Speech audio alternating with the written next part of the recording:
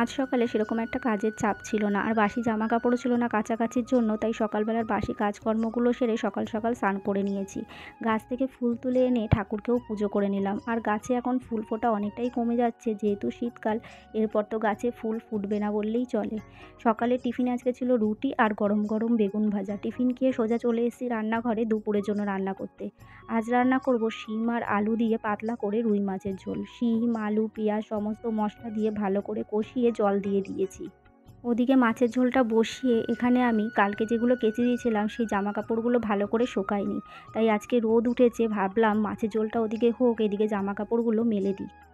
মেয়ের বায়না এখন সে দিয়ে জল খাবে। এমনিতেই জল খেতে চায় না, তাই ভাবলাম যেটুকু বায়না করছে সেভাবেই জলটা খাইয়ে দিই, পেটে তো একটু যাবে। রাস্তার সামনে বাড়ি, তাই ধুলোবালিতে পুরো ভর্তি হয়ে থাকে। ড্রেসিং টেবিলটা এতটা পরিমাণ ধুলো হয়েছে সেটাই মুছে নিলাম। মেয়েকে স্নান করিয়ে খাইয়ে দিয়েছি, এখন আমরাও আমাদের খাওয়াটা কমপ্লিট করব।